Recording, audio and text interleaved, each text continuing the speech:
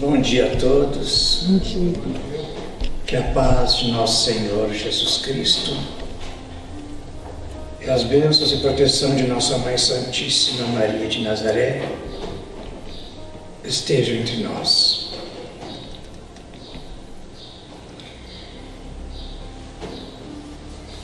Nesse instante em que nos preparamos para o início dos trabalhos desta manhã, é o momento de agradecermos a Deus por esta oportunidade que é ímpar em nossas vidas. Oportunidade de estarmos aqui nesta casa acolhedora,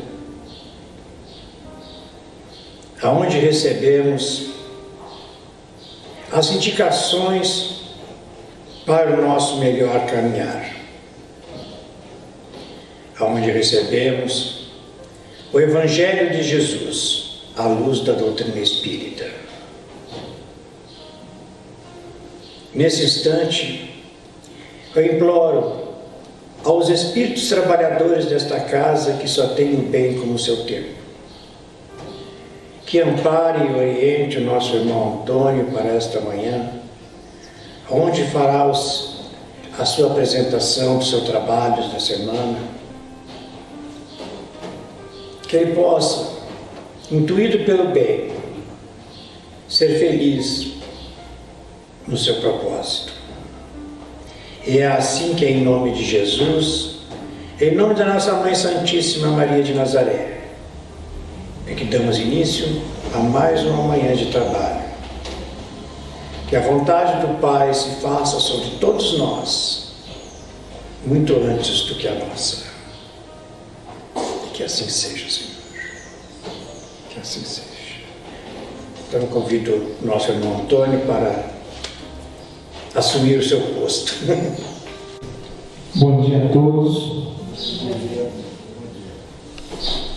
A paz de Jesus esteja com todos nós. A presença amiga do nosso anjo de guarda também esteja conosco, a fim de que possamos aproveitar nesta manhã este encontro fraterno, nesta casa de oração, que sempre está de portas abertas, a nos aguardar, a nos esperar, a nos dar oportunidades de fortalecer os nossos laços de amizade. Nessa manhã tão linda, onde o sol brilha e a natureza resplandece, vibrando em amor, nos ensinando também a evoluir, a amar. Nós vamos lembrar nesta manhã para os nossos estudos do capítulo 17 do Evangelho segundo o Espiritismo, quando Jesus nos diz, através de Mateus, para sermos perfeitos como o Pai. Nós temos um professor, excelente professor, o nosso codificador Allan Kardec, que veio facilitar para nós esse entendimento. Porque como ser perfeito como o Pai, como Deus, o Absoluto? E Allan Kardec vem e explica para nós que essa perfeição é relativa, que cada um de nós pode alcançar. Especificamente nesse capítulo, Allan Kardec traz uma parte aonde nos fala em particular os espíritas, e ele traz o título do item 4, os bons espíritas.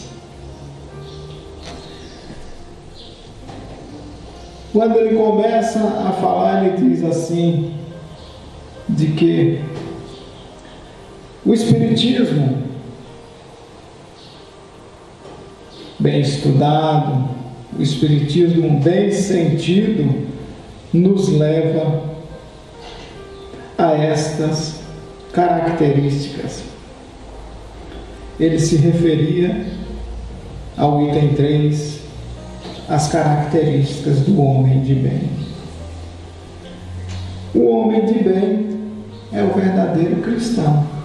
Mas sabemos nós que o cristão, ele tanto faz ser de uma religião dogmática como de uma religião espírita. Também é chamado de cristão. Por isso, o Kardec busca a essência desse entendimento quando ele diz que o verdadeiro espírita e o verdadeiro cristão é a mesma coisa. Mas como chegar a esse nível, como chegar a esse entendimento? Quando eu disse lá no início que o Kardec, por ser esse professor maravilhoso, ele codifica essa doutrina, nos ajudando a essa compreensão, como exímio pedagogo que é, ele traça um plano para que possamos nós conseguir êxito. Se tivermos boa vontade, nós conseguiremos esta perfeição relativa. Pois bem, quando nós lembramos do Cristo, Jesus dizendo para sermos perfeitos como o Pai, como que é isso? Ele diz assim: perdoai os vossos inimigos, perdoai aqueles que vos caluniam e que vos perseguem e que vos falam mal. Porque se vós não perdoares a estas pessoas, que diferença teremos nós dos demais? Porque as pessoas que são consideradas más também se amam. Então temos que fazer um pouquinho diferente. E esse pouquinho, ele é muito difícil. Ele não é nada simples. Quando de simples de se falar e de simples de se enxergar, nós entendemos que não é tão simples de se fazer, de se viver. Porque quando espírita, acreditamos na imortalidade da alma e entendemos que temos não só essa vida para buscar o entendimento, mas toda a vida espiritual, porque somos espíritos. E se nessa vida, nessa existência, nós observamos as dificuldades que carregamos para amar aqueles que estão junto de nós e que muitas vezes nem são os inimigos. Às vezes temos dificuldade de amar, de compreender o colega de trabalho. Não é um inimigo, é apenas um colega de trabalho. Temos dificuldade de amar, de compreender aquele que está no mesmo lado que nós na família. Muitas vezes, um companheiro, uma companheira, a gente vive tantos anos, mas vive apenas de aparência. Por isso que Kardec diz, o Espiritismo bem sentido, porque o sentimento não tem como ser de aparência. Eu posso aparentar, ter conhecimento intelectual da doutrina, eu posso aparentar, ter inteligência, mas eu não posso aparentar o sentimento.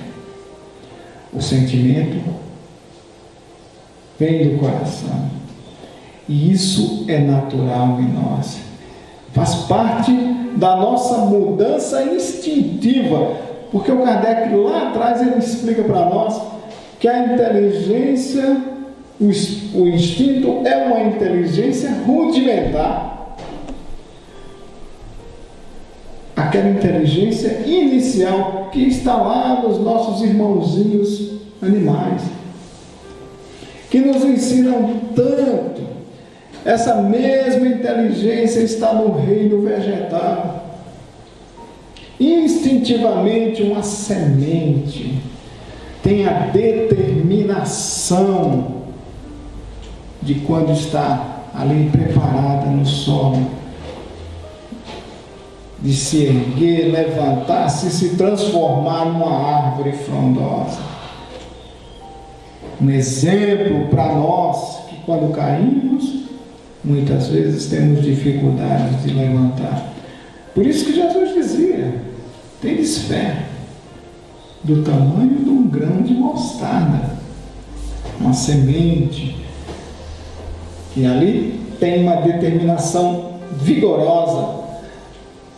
Devemos imitar também.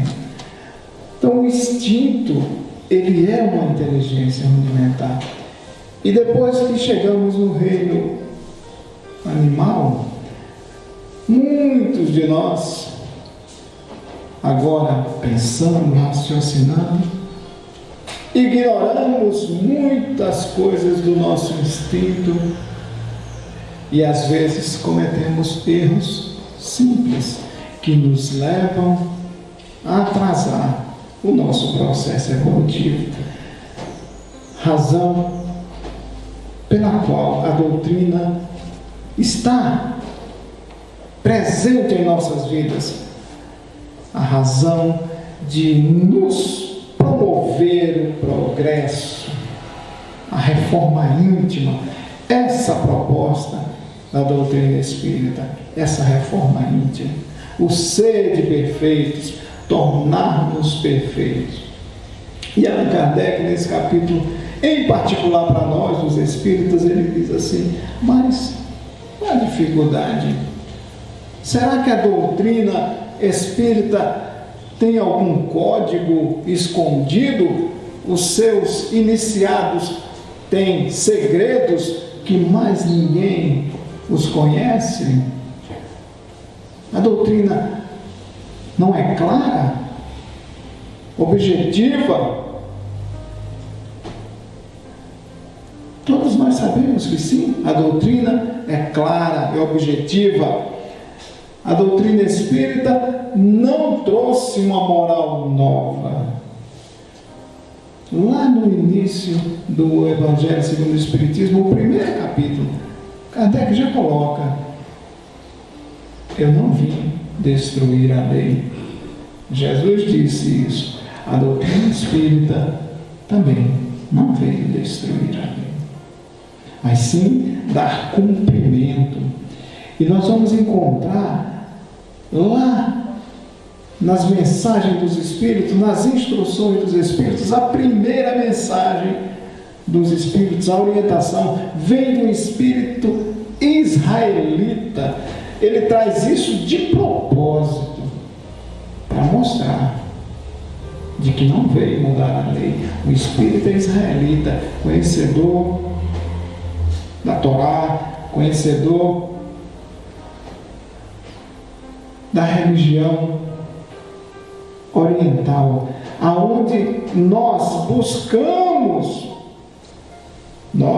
eu digo nós, os cristãos, enquanto espíritos que nascemos, renascemos, morremos, renascemos novamente, nós buscamos o conhecimento através da Bíblia, lá no Velho Testamento e depois no Novo Testamento, através de guerras e etc, etc. Mas muitos dizem assim: a Bíblia espírita é o Evangelho segundo o Espiritismo. Aqueles que não conhecem a doutrina, o Evangelho segundo o Espiritismo não é uma Bíblia espírita.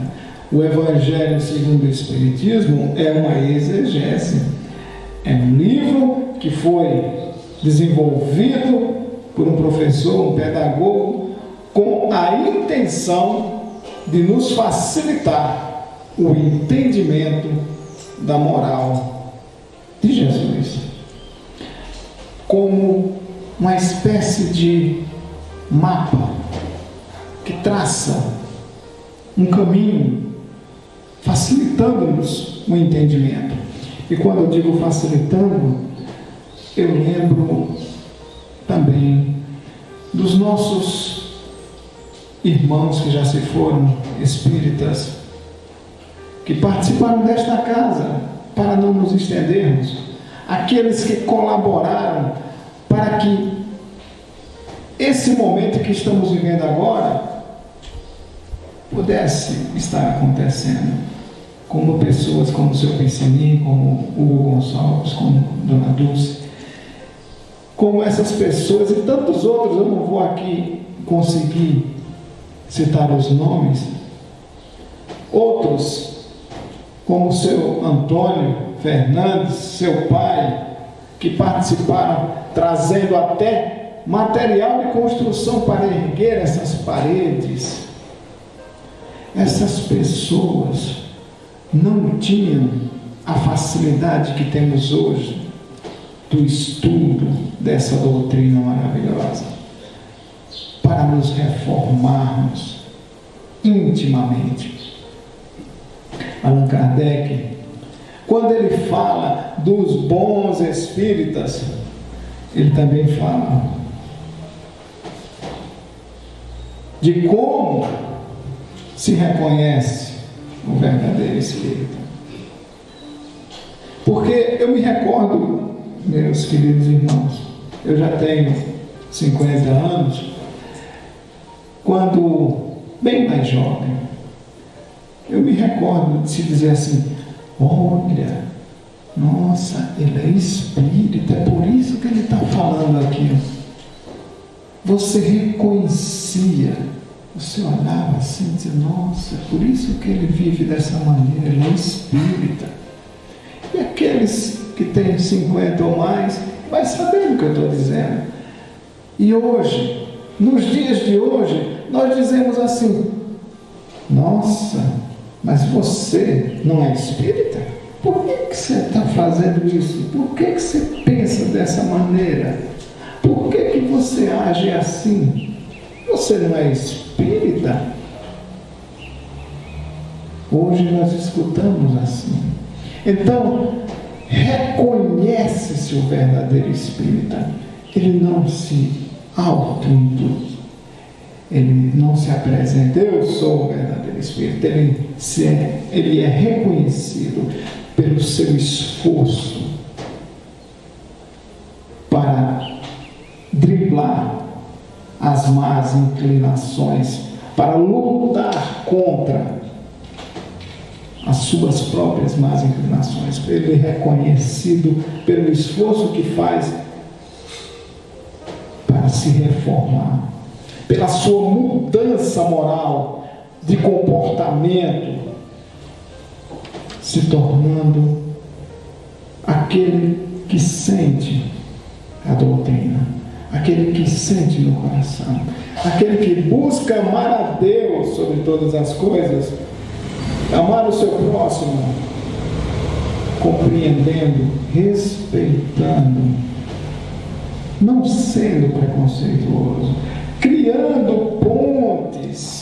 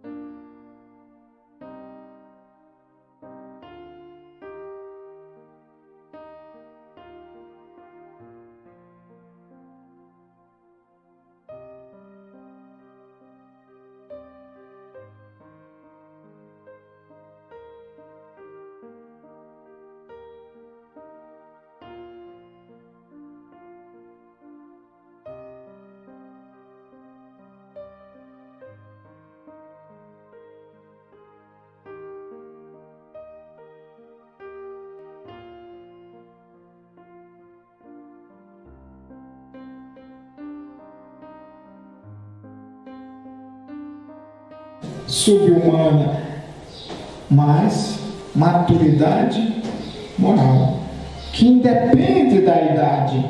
Crianças conseguem entender a doutrina espírita. Pessoas simples que não estudaram faculdades conseguem entender doutrina espírita, conseguem viver doutrina espírita.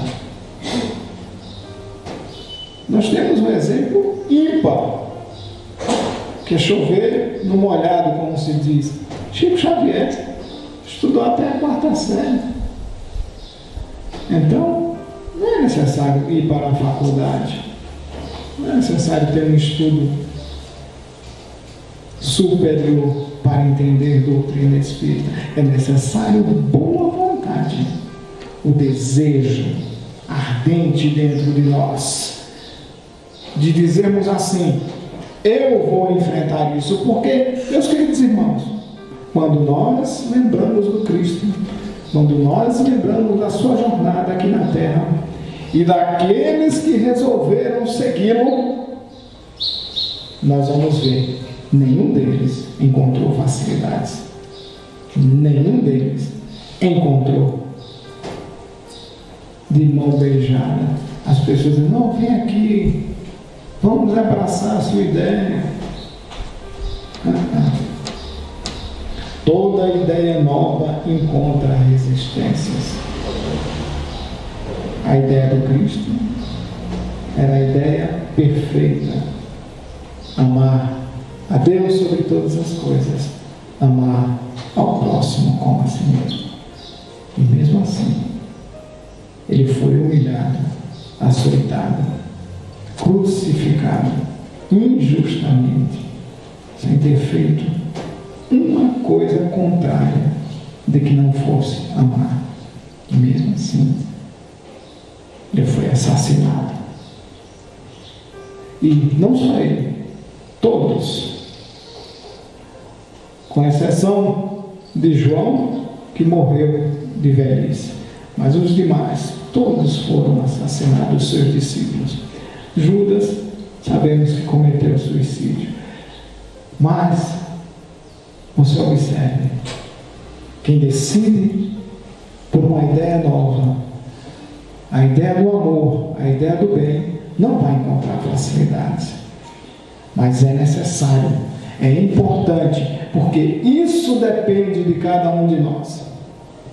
E é por isso que temos que olhar para dentro de nós, olhar a nós mesmos, não olhar o outro, não olhar o comportamento do outro. O que é que o outro está fazendo? Isso não me importa, isso não é interessante para mim como julgador. Como observador, até pode ser, porque eu observo o erro alheio e posso evitá-lo, podendo não ter sucesso, mas posso evitá-lo, observando apenas, não julgando, não emitindo comentários, apenas olhando, para que eu não faça o mesmo, evitando uma queda precoce. Mas como podemos ser bons espíritas? Eu ouvi num comentário, num estudo pela internet, a pessoa disse assim, que existem 3 etapas para se tornar um bom espírita. A primeira é quando o espiritismo chega em nós. Chega, nós somos curiosos, nós queremos contar para todo mundo, nós queremos que todo mundo se torne espírita, nós queremos converter. A segunda é quando essa doutrina entra em nós. Ela entra e nos modifica. E a terceira etapa? A terceira etapa é quando ela sai de nós, no nosso comportamento alterado para melhor, na nossa disposição de acolher o outro, de não julgar, na nossa disposição de amar, de respeitar o comportamento do outro. Não importa quem ele seja, não importa o que ele fez, não cabe a nós. Quando a doutrina espírita sai de nós, em nosso comportamento reformado, nós estaremos sendo perfeitos, relativamente sendo melhores, amando os nossos. O Cristo vivo que está dentro de nós. Façamos nós nossa parte. Deus abençoe. Muito obrigado pela paciência de cada um de vocês. Levemos então nosso pensamento e agradecemos. Ó Deus, obrigada por esta casa, por nos dar a oportunidade do aprendizado de todos os dias. Que a gente seja, Senhor, o Teu seguidor, que semeia a boa semente, que mortificamos os nossos próprios erros e que estejamos contigo dentro do nosso coração. Agradecemos a espiritualidade que aqui se encontra, que nos abençoa e que torce todos os dias para que sejamos vitoriosos dos nossos próprios enganos. Ó Pai, que eu leve o amor aonde há necessidade, a esperança naquele que está desamparado, o abraço fraterno e amigo a todos que conosco se encontram. Que as nossas casas sejam abençoadas, os nossos filhos e todos os nossos irmãos aqui na terra, como a própria natureza e também os seus pássaros e animais. Que todos recebam, Senhor, a Tua luz, que a Tua paz penetre o meu coração e que renove as forças de cada um, para que tenhamos todos os dias a energia de lutar contra os nossos próprios desenganos, mas estejamos sempre como a planta que floresce e olha e cresce para a luz.